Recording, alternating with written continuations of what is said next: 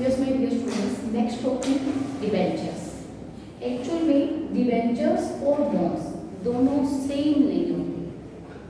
क्या लिखा हुआ आपकी बुक में कि डिबेंचर और बॉन्ड्स, इट मींस स्टूडेंट ये कंसीडर करेंगे कि डिबेंचर्स और बॉन्ड्स दोनों सेम होते हैं, बट डिबेंचर्स और बॉन्ड दोनों सेम नहीं होते। पहले मैं आपको डिबेंचर समझाती हूँ कि डिबेंचर है क्या, उसके बाद बॉन्ड समझाती हूँ कि what you mean by the debenture. Debenture है क्या?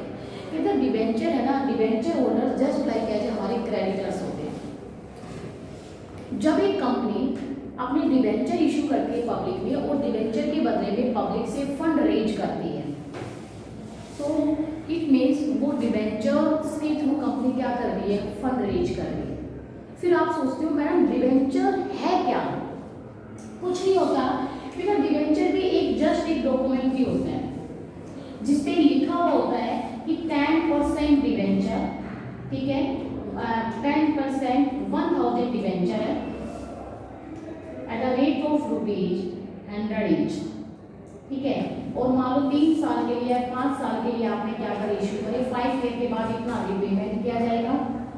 नीचे कंपनी की स्टैम्प और कंसर्न अथॉरिटी के साइन होते हैं और ऊपर कंपनी का नाम लिखा होता है। एक सिर्फ डॉक्यूमेंट है डिबेंचर, और ये इसका मतलब ये डिबेंचर 1000 डिबेंचर है। ये जो सर्टिफिकेट है डिबेंचर की 1000 डिबेंचर है, और एक डिबेंचर कितने का है, 100 का, तो 1 लाख का डिबेंचर है, ठीक है। इस डिबेंचर पर कंपनी क्या रेट ऑफ इंटरेस्ट देगी, 10% की रेट से इंटरेस्ट देगी। अब कंपनी इस डिबेंचर सर्टिफिकेट को मार्केट में इशू कर देती है। जो भी इंटरेस्टेड पर्सन है जिसके पास भी एक्स्ट्रा फाइनेंस है, वो पर्सन इस सर्टिफिकेट को खरीद लेता है और इसके बदले में कंपनी को 1 लाख रुपए दे देता है। इट्स क्लियर, ठीक है। तो कंपनी ने डिबेंचर के बदले में पब्लिक से क्या कर लिया, फंड रेज कर लिया। कंपनी उस पर्सन को 10% की रेट जो इस डिबेंचर पर मेंशन होती है, उस पर्सन को 10% की रेट से इंटरेस्ट पेमेंट करेगी, चाहे कंपनी को लॉस हो रहा है चाहे कंपनी को प्रॉफिट है। हर हाल में डिबेंचर पर इंटरेस्ट कंपनी पेमेंट करेगी ही करेगी। It's clear. दूसरी बात होती है कि डिबेंचर जो होते हैं वो भी वेरियस टाइप के होते हैं, प्रेफरेंस शेयर होल्डर्स की तरह। जैसे प्रेफरेंस शेयर्स जो थे वो आपके एक टाइप के थे, सेम जस्ट आपके डिबेंचर्स भी कई टाइप के होते हैं, जिसमें सिक्योर डिबेंचर, ठीक है, और एक आपका अनसिक्योर डिबेंचर। सिक्योर डिबेंचर वो डिबेंचर होते हैं जो कंपनी की एसेट्स पर सिक्योर्ड होते हैं, और एक बेटा अनसिक्योर्ड भी होते हैं। अनसिक्योर्ड डिबेंचर वो डिबेंचर होते हैं जो कंपनी के एसेट्स में सिक्योर्ड नहीं होते हैं। इनकी भी वेरियस टाइप्स है, वेरियस वैरायटी है डिबेंचर्स की भी। समझ आ रहा है? जैसे प्रेफरेंस की वेरियस टाइप्स होती है, ऐसे ही डिबेंचर्स की भी वेरियस टाइप्स है। 99% जो डिबेंचर्स है वो कंपनी की एसेट्स पर सिक्योर्ड होते हैं। 99% जो डिबेंचर्स है वो कंपनी की एसेट्स पर सिक्योर्ड होते हैं। समझ आया? दूसरी बात होती है कि कंपनी इनको फिक्स रेट से इंटरेस्ट पेमेंट करती रहेगी, और ये डिबेंचर का पैसा हमें 5 साल के लिए, इसमें लिखा हुआ होता है timing period, rate of interest, सब कुछ लिखा होता है इस सर्टिफिकेट में। 5 साल के बाद कंपनी इसकी प्रिंसिपल अमाउंट भी उस पर्सन को क्या कर देगी, वापस कर देगी। इसको डिबेंचर कहा जाता है। कई बार बच्चा सोचेगा ना, जैसे मैं डेफिनेशन तो करा दूंगी, आप लोग भी समझ जाएंगे, लेकिन फिर भी बच्चों को क्लियर होना चाहिए कि भाई डिबेंचर है क्या चीज। कुछ नहीं, डिबेंचर एक सिक्योरिटी है जिसको कंपनी पब्लिक में इशू करती है और उसके बदले में कंपनी पब्लिक से फंड रेज करती है। उस सिक्योरिटी को ही डिबेंचर कहा जाता है। लेकिन ये ऑनर फंड में काउंट नहीं होता, ये किस में काउंट होता है, बोरोड फंड में काउंट होता है। समझ आ गया? ठीक है। इसलिए डिबेंचर जो होता है, अब आपकी बुक में जो कंपनीज एक्ट 2013 के सेक्शन में एक डेफिनेशन गिवन है डिबेंचर की। डिबेंचर की डेफिनेशन जो बुक में गिवन है, बच्चे वही डेफिनेशन याद करें कि डिबेंचर में इंक्लूडेड डिबेंचर, स्टॉक, बॉन्ड या any other type of securities या इंस्ट्रूमेंट ऑफ ए कंपनी, ठीक है, whether constituting a charge on the assets of the company और नॉट। कि डिबेंचर में स्टॉक, बॉन्ड या any other type of security debenture में आप इंक्लूड करते हैं जो हमारी असेट्स पर सिक्योर्ड हो भी सकती है और नहीं भी हो सकती। यानी डिबेंचर में स्टॉक, बॉन्ड या any other type of security हम इंक्लूड करते हैं जो कंपनी के एसेट्स पर सिक्योर्ड हो भी सकती है और नहीं भी हो सकती। अगर किसी बच्चे को ये एक्यूरेट डेफिनेशन याद नहीं होती, क्योंकि ये डेफिनेशन कंपनीज एक्ट की डेफिनेशन है जो आपकी बुक में गिवन है, कोशिश करें बच्चे कि आप एक्ट की डेफिनेशन ही लर्न करो, क्योंकि एक्ट की डेफिनेशन जब आप आगे 12th करोगे, बीकॉम करोगे, सीए करोगे, कुछ भी करोगे, एक्ट वाली डेफिनेशन कभी भी चेंज नहीं होगी। एक बार अगर आपने याद कर ली वही डेफिनेशन सब जगह लिख दो, कोई दिक्कत, क्योंकि एक्ट थोड़ी ना चेंज होता है, एक्ट थोड़ी ना चेंज होता है, एक्ट अपनी लैंग्वेज थोड़ी ना चेंज करेगा।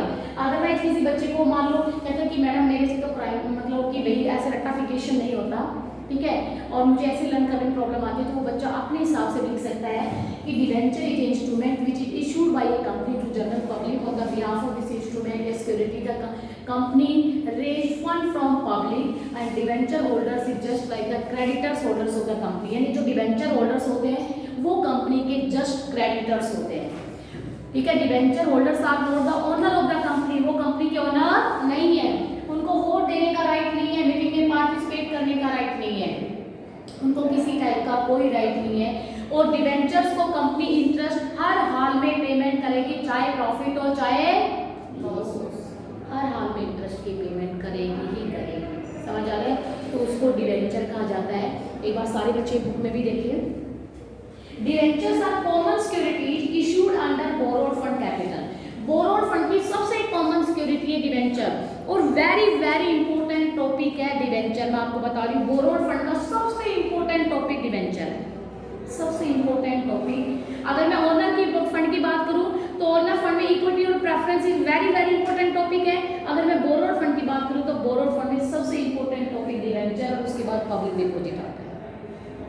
कहता है debentures are instrument for raising long term debt capital. Debentures are called creditorship security. Creditorship का मतलब इनको क्रेडिटर्स माना जाता है। Debenture holder are called the creditors of a company, लिखा हुआ है clear. A debenture can be defined, ये भी डेफिनेशन लिख सकते हो, ए डॉक्यूमेंट और a certificate issued by a company under its seal as an acknowledgement of its date.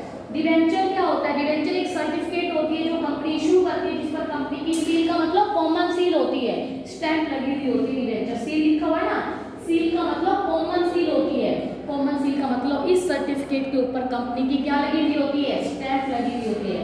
Acknowledgement होता है कि हाँ कंपनी ने पैसा क्या ले रखा है? उधार ले रखा है। डेट का एक्नॉलेजमेंट है क्योंकि उसके ऊपर कंपनी की सील लगी हुई है। Holder of debenture certificate is for the debenture holders. जिन लोगों ने भी डिवेंचर्स परचेज किए, ठीक है, उन लोगों को हम क्या बोलते हैं? डिवेंचर होल्डर्स बोलते हैं। आई थिंक मेरे हिसाब से सारे बच्चों को डिवेंचर समझ आ गया होगा। Debenture is a certificate which is issued by the company to general public. On the behalf of this certificate the company raise fund from public and debenture certificate acknowledgement होती है इस चीज का कि कंपनी ने पब्लिक से date ले रखा है, पैसा उधार ले रखा है, क्योंकि उस पे कंपनी की कॉमन फी लगी हुई है, कंपनी की स्टैंप लगी हुई होती है, ठीक है। उसी सर्टिफिकेट को ही डिवेंचर्स कहा जाता है। और जिन पर्सन्स ने ये सर्टिफिकेट परचेज की बेटा उन पर्सन्स को डिवेंचर होल्डर्स कहा जाता है। Debenture holders are the creditors of the company, they are not the owner of the company. बार-बार बता चुकी हूं चीज, सबको यहां तक क्लियर आ गया? सबको क्लियर आ गया? डेफिनेशन डिवेंचर्स क्या लिखोगे? चाहे डेफिनेशन जो कंपनी एक्ट की जो सबसे टॉप पे लिखी हुई है वो कंपनी एक्ट की डेफिनेशन लिखे, लास्ट में मेरे अकॉर्डिंग कोई भी डेफिनेशन बना रखिए वो भी आप लिख सकते हो। डिवेंचर्स की फीचर्स में फर्स्ट आता है बोरोड फंड। भाई डिवेंचर्स बोरोड फंड होते हैं। बोरोड फंड होता है क्योंकि डिवेंचर्स पर हमें क्या करना पड़ता है कि इंटरेस्ट पेमेंट करना पड़ता है। ये हमारे क्रेडिटर्स होते हैं, ये ओनर नहीं होते। तो debentures are the borrowed fund because we borrow that fund from the general public and these are the creditors of our company, these are not the owner।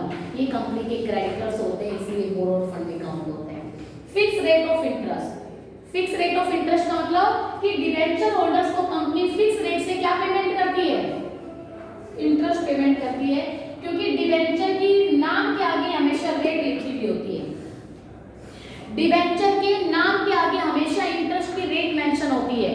इसका मतलब ये डिवेंचर इतने परसेंट इंटरेस्ट रेट वाले हैं, हर हाल में company उस interest rate की क्या करेगी? पेमेंट करेगी। जब भी अगर मैं कहूंगी 12% वाले डिवेंचर है, 15% वाले डिवेंचर है, जैसे 15% डिवेंचर है 1000 एट द रेट ऑफ ₹100 जो भी है, इसका मतलब ये डिवेंचर 15% वाले है। इसका मतलब इन डिवेंचर्स को कोई भी खरीदेगा तो हमें कितनी रेट इंटरेस्ट मिलेगी? 15% की रेट से हमें क्या मिलेगा? इंटरेस्ट मिलेगा।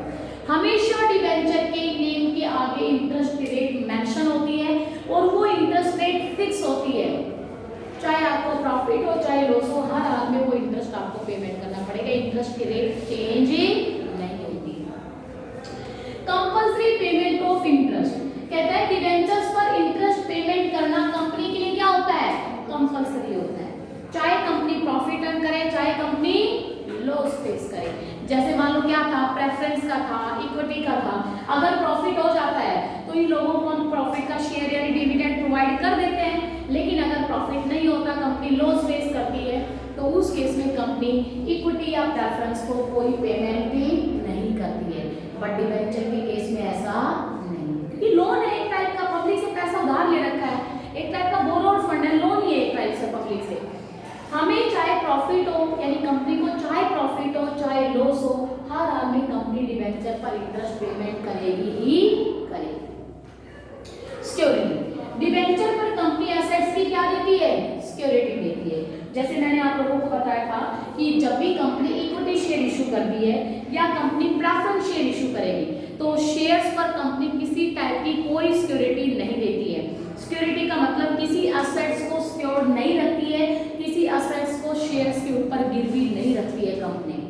लेकिन अगर कंपनी डिबेंचर इशू करती है तो कंपनी डिबेंचर होल्डर्स को सिक्योरिटी देती है अपनी एसेट्स की, कि बाय द वे फ्यूचर में अगर मुझे लॉस हो जाता है और मैं आपकी प्रिंसिपल अमाउंट की पेमेंट टाइम पर नहीं कर पाती हूँ, तो जिस एसेट्स को मैंने सिक्योर्ड रखा हुआ है आप उस एसेट्स को सेल करके अपना पैसा ले सकते हो। इट मींस डिबेंचर होल्डर्स कोई रिस्क बियर नहीं करते। क्या रिस्क बियर है, चाहे प्रॉफिट हो चाहे लॉस हो, हर हाल में इंटरेस्ट मिलेगा मिलेगा, पहली बात।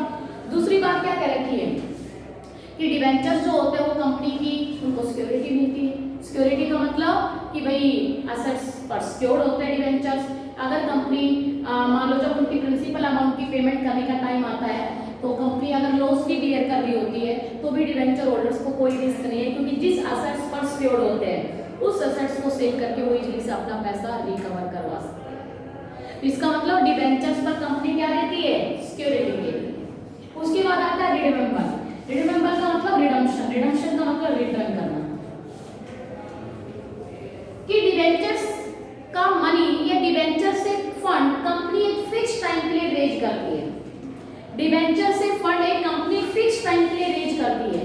सबको क्लियर है समझ में कि डिबेंचर से फंड एक कंपनी फिक्स टाइम के लिए रेज करती है और उस फिक्स टाइम के बाद कंपनी उनका मनी क्या कर देती है, रिटर्न। जैसे आप लोगों ने देखा होगा एक कंपनी जब इक्विटी से फंड रेज करती है तो इक्विटी का पैसा परमानेंट कैपिटल होती है। इक्विटी उनका पैसा यानी कंपनी इक्विटी शेयर होल्डर्स का पैसा कभी भी रिटर्न नहीं करती, कभी भी उनका रिडम्पशन नहीं होता इक्विटी का। लेकिन जो डिबेंचर्स का पैसा होता है वो एक फिक्स टाइम के लिए लिया जाता है और उस फिक्स टाइम के बाद कंपनी हर हाल में डिबेंचर होल्डर्स का क्या कर देती है, रिडम्पशन कर देती है। रिडम्पशन का मतलब सबको समझ आ गया, उनका पैसा वापस कर देती है। और अगर बाय द वे आप लोगों ने उनका पैसा वापस नहीं करा तो भाई डिबेंचर होल्डर्स कोर्ट केस करके भी अपना पैसा क्या ले लेंगे, वापस। कोर्ट केस कर देंगे, जिस एसेट्स पर सिक्योर्ड हो कोर्ट ऑर्डर देगा एसेट्स को बेचो और अपना पैसा ले लो, अपने पैसा, यानी आपको कोई लॉस नहीं है इसमें। उसके बाद आता है no voting right. You know debenture holders are not the owner of the company, so the debenture holder have no voting right in the company. उनको ना ही वोट देने का राइट है, ना ही मीटिंग में पार्टिसिपेट करने का राइट है, ना ही डिसीजन मेकिंग में उनका कोई राइट है।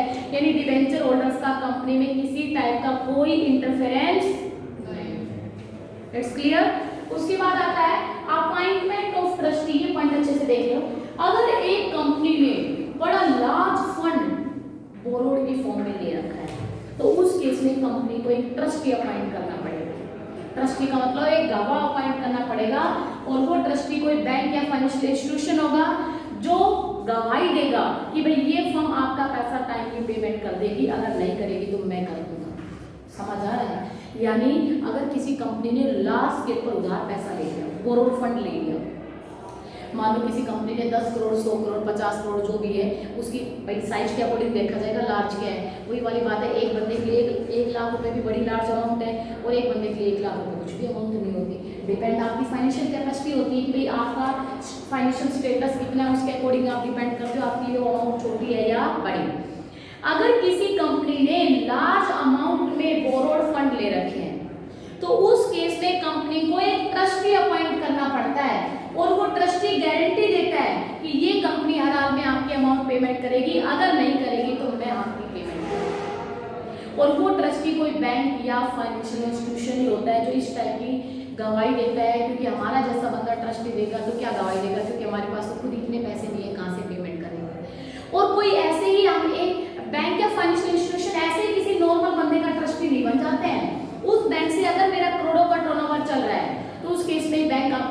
की फॉर्म में देता है। जैसे मान लो हमारा आरपीएस स्कूल है, अच्छा फ्लोर पे चल रहा है और मान लो ओबीसी बैंक से ये अपना टाइप रखता है, क्योंकि इनके सारे एम्प्लॉई की सैलरी ओबीसी बैंक में जाती है, तो कहीं ना कहीं ओबीसी का करोड़ों का टर्नओवर आरपीएस की वजह से चल रहा है। समझ आ रहा है? क्योंकि भाई इतने लोग जॉब कर रहे हैं, ड्राइवर कंडक्टर सब मान लो, और कितनी ब्रांच है ओबीसी में, काफी टर्नओवर चल रहा है। और अगर मान लो अभी ये जितना बड़ा बिजनेस होता है उतना ही हम लोन लेते हैं, जितना बड़ा बिजनेस उतना ही हम क्या लेते हैं, लोन लेते हैं। लोन लेंगे तो उस केस में अगर हम ज्यादा लोन लेते हैं तो हो सकता है ओबीसी को पता है कि भाई ये अच्छी फर्म है, टाइम पर पैसा पेमेंट करती है, तो उस केस में ओबीसी एज ए ट्रस्टी का काम कर सकती है, गवाही दे सकती है कि भाई आईपीएस इंस्टीट्यूशन ने अगर टाइम पर लोन की पेमेंट नहीं की तो मैं कर दूंगा। तो जब आपका अच्छा टाइम टर्नओवर होता है तो ही कोई ट्रस्टी का काम करता है, लेकिन अगर आपकी फर्म लॉस पे चल रही है तो ट्रस्टी भी कोई जल्दी से नहीं बनेगा। एक बार प्लीज इस पॉइंट को बुक से देखें सारे बच्चे। कहते हैं अपॉइंटमेंट ऑफ ट्रस्टी, कहता है large number of debentures are sold to general public then usually a trustee is appointed. अगर एक कंपनी ने large number of debentures public में इशू कर दिया तो उस केस में हमें एक ट्रस्टी अपॉइंट करना पड़ता है। Trustee can be A bank और ए फाइनेंशियल इंस्टीट्यूशन, ट्रस्टी कोई भी हो सकता है, कोई बैंक या financial institution. The trustee is appointed to ensure that the borrowing firm fulfil its contractual obligation. देखना ध्यान से, the trustee is appointed to ensure, trustee ये एंश्योर करता है that the borrowing firm fulfil its contractual obligation, कि जिस firm ने पैसा बोरो करा है वो फर्म टाइम पर अपने कॉन्ट्रैक्ट को क्या कर देगी, फुलफिल करेगी, कि इस विश्वास दिलाता है इस चीज का। समझ आ गया? तो ये थी डिवेंचर्स की फीचर्स। एक और भी डिवेंचर की फीचर हो सकती है, डिवेंचर पर हमें टैक्स की क्या मिलती है, एग्जम्पशन मिलती है। ये भी हो सकती है ना, डिवेंचर पर हमें टैक्स की क्या मिलती है, एग्जम्पशन मिलती है। क्योंकि जब कंपनी डिवेंचर से पैसा लेती है तो डिवेंचर होल्डर्स को कंपनी क्या पेमेंट करती है, इंटरेस्ट, और इंटरेस्ट को कंपनी एक्सपेंस मानती है, और एक्सपेंस पे हमें कभी टैक्स पेमेंट ही, इसलिए हमें टैक्स का एग्जम्पशन भी डिवेंचर्स पे मिलता है। आप ये इसके फीचर्स पे लिख सकते हो। यहाँ तक किसी बच्चे को कोई डाउट? डिवेंचर्स बोरोड फंड होता है, डिवेंचर्स पर फिक्स रेट से इंटरेस्ट दिया जाता है, इंटरेस्ट देना कंपलसरी होता है, कंपनी पर सिक्योरिटी भी देती है, ठीक है, और डिवेंचर्स का पैसा एक फिक्स टाइम के लिए लिया जाता है, उस फिक्स टाइम के बाद वो मनी हमें क्या करनी पड़ती है, रिटर्न करनी पड़ती है। डिवेंचर होल्डर्स क्रेडिटर्स होते हैं, इसलिए उनको वोट देने का राइट नहीं होता। और अगर कंपनी ने large number of fund debenture से कलेक्ट कर दिया तो उस केस में भी कंपनी को एक ट्रस्टी की भी अपॉइंटमेंट करनी पड़ती है, और वो ट्रस्टी एंश्योर करता है कि ये फर्म टाइम पर आपका कॉन्ट्रैक्ट फुलफिल कर देगी। समझ आ गया? तो उस केस में ट्रस्टी। अब मेरे एक छोटा सा क्वेश्चन आता है, मैडम बॉन्ड क्या होता है? जैसे बच्चे मैंने आपको बताया कि बॉन्ड क्या है, जैसे मैंने तो कहा कि भी बॉन्ड और डिवेंचर दोनों सेम नहीं है बेटा, थोड़ा डिफरेंस होता है, होते दोनों एक जैसे ही है लेकिन थोड़ा सा डिफरेंस है। क्या डिफरेंस है? बॉन्ड पर रेट ऑफ इंटरेस्ट पहले से प्री डिसाइडेड नहीं होती जैसे डिवेंचर पे होती है। डिवेंचर पे तो इंटरेस्ट की रेट पहले से फिक्स होती है, 10% वाले डिवेंचर है, 15% वाले हैं, 12% वाले हैं, 10 जो भी है, यानी हमेशा डिवेंचर के नाम के आगे इंटरेस्ट की रेट क्लियर मेंशन होती है। बॉन्ड पर इंटरेस्ट की रेट क्लियर मेंशन नहीं होती, क्योंकि बॉन्ड अगर मान लो मेरे पास 10 लाख का बॉन्ड है तो मैं उसको मार्केट में इशू कर देती हूँ 9 लाख में। समझ आ गया? पहले से प्री डिसाइड कर लिया जाता है इस पर कितना इंटरेस्ट दिया जाएगा, मैंने उसको 9.5 लाख में इशू कर दिया। तो इस बंदे ने बॉन्ड खरीदा, इसने क्या करा, वो बॉन्ड भी एक सिक्योरिटी है, एक सर्टिफिकेट है, वो बॉन्ड खरीदने के बदले में मेरे को 9.5 लाख रुपए देंगे। टाइमिंग फिक्स है, मान लो मैंने उस बॉन्ड से एक साल के लिए लिया है, 1 साल बाद मैं इसको कितना पैसा दूंगी, 10 लाख। कितना दूंगी? तो मैंने 50,000 रुपए एक्स्ट्रा दिया है ना इसको, उस 50,000 को क्या माना जाएगा, इंटरेस्ट ही माना जाएगा। लेकिन डिवेंचर की तरह उसके इंटरेस्ट की रेट फिक्स ही नहीं होती है। बस ये मेन डिफरेंस है, बाकी सारे तरीके से। बाकी वो भी बोरोड फंड है, उस पर भी सिक्योरिटी हो सकती है, उसका भी पैसा फिक्स टाइम के बाद, सब कुछ सेम है, सब कुछ सेम। बस एक ही डिफरेंस है कि बॉन्ड पर इंटरेस्ट की रेट फिक्स ही नहीं होती है, जबकि डिवेंचर पे इंटरेस्ट की रेट पहले से ही प्री डिसाइडेड होती है। बस यही मेन डिफरेंस है, बाकी कोई डिफरेंस नहीं है। फिर क्वेश्चन आता है कि भाई शेयर और डिवेंचर में क्या डिफरेंस है? सबसे पहले आता है नेचर। बेस ऑफ डिफरेंस में फर्स्ट पॉइंट आता है आपका नेचर। जो शेयर्स होते हैं वो आपके ओनर्स होते हैं, शेयर्स जो है वो ओनर फंड है, जबकि जो डिवेंचर है वो आपका कौन सा फंड है, बोरोड फंड। ये आपका ओनर फंड है,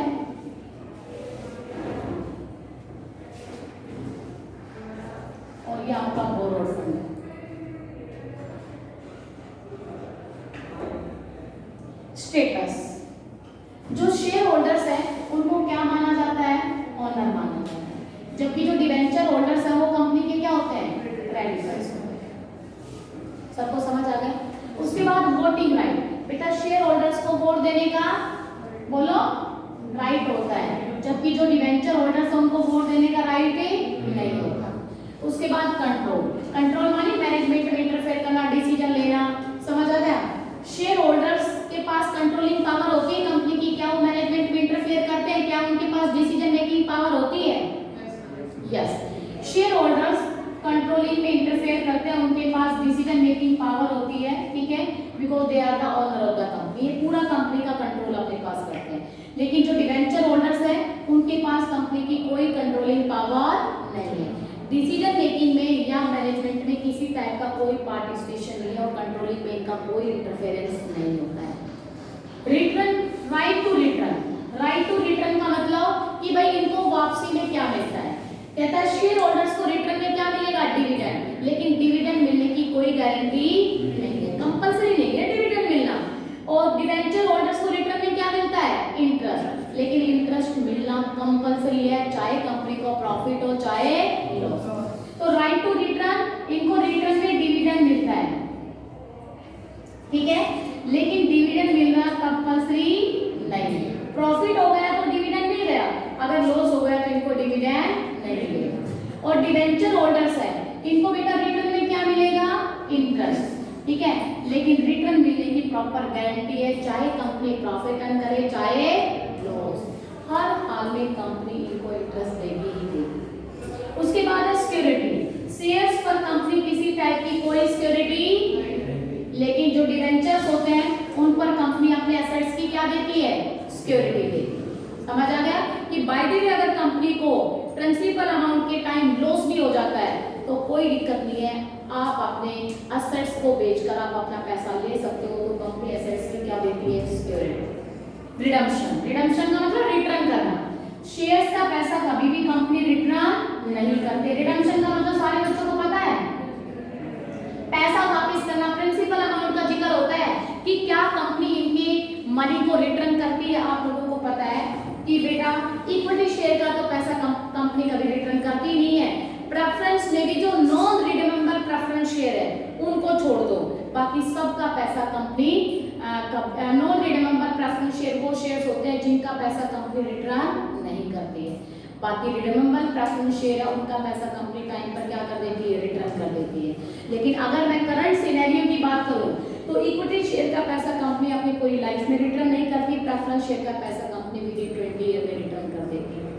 लेकिन डिवेंचर्स का पैसा तो एक फिक्स टाइम के बाद कंपनी क्या करेगी, रिटर्न कर देती है, फिक्स टाइम के बाद। तो यह सिंपल लिख देना कि इक्विटी शेयर का पैसा कंपनी कभी भी रिडीम्ड नहीं करती, जबकि डिवेंचर्स का पैसा कंपनी एक फिक्स टाइम के बाद क्या कर देती है, रिटर्न कर देती है। रिस्क, बेटा शेयर्स जो होते हैं वो प्राइमरी रिस्क बियरर होते हैं, सबसे ज्यादा रिस्क बियर करते हैं क्योंकि उनके रिटर्न की कोई गारंटी नहीं है।